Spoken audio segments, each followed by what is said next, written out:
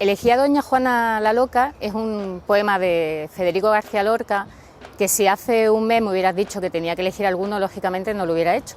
Vivir en Granada, ser profesora de universidad, gustarte la literatura y el arte y no conocer a Lorca es una utopía. Pero mi conocimiento de Lorca estaba basado básicamente en muchos espacios comunes. Aún así, llegué a esta poesía, se puede decir que por casualidad, aunque las casualidades muchas veces no existen. Mi hija es una amante de la historia, de las figuras de las reinas, de las monarquías, y entre ellas le gusta muchísimo Isabel la Católica y Juana la Loca. Aunque a ella no le gusta que la llamen la Loca porque ella considera que eso es una forma de denigrar la figura de esta reina, y para ella es todo lo contrario. Le propusieron un trabajo en el instituto sobre las reinas españolas, algunas de ellas, y como vivimos en Granada le propusieron que buscaran artistas, escritores, poetas, cineastas que hubieran trabajado la figura de esta mujer o de alguna otra. Buscando entre las opciones que teníamos nos apareció esta poesía de Federico García Lorca. Nos gustó, era de sus primeros años, no era muy conocida, yo realmente debo reconocer que no la había leído hasta ese momento, porque es de una época donde él al principio no trabajaba cosas que luego todo el mundo ha ido leyendo, recitando o incluso memorizando.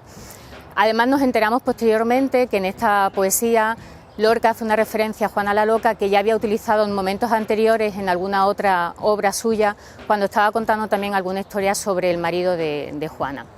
En esta poesía larga, que tiene casi 60 estrofas, él nos cuenta cómo una mujer enamorada hace un camino de regreso hacia Granada, transportando a la persona que se supone que le había provocado esa locura.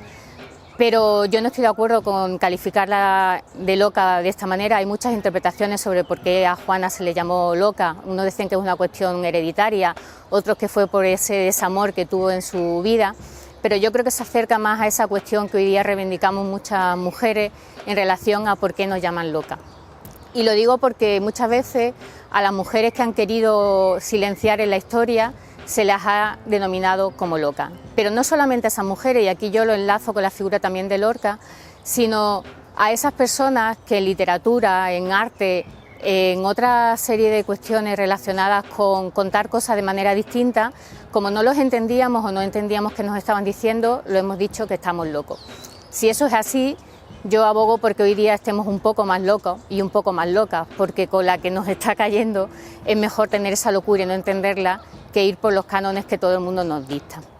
En esa poesía él nos relata esa historia hasta llegar a Granada, y esa es la parte que más me gusta, donde nos dice cómo son los cipreses en Granada, los que nos rodean hoy día, cómo es ese mármol frío donde Juana está enterrada, cómo es ese agua del río Dauro que muchas veces hemos visto en esta ciudad.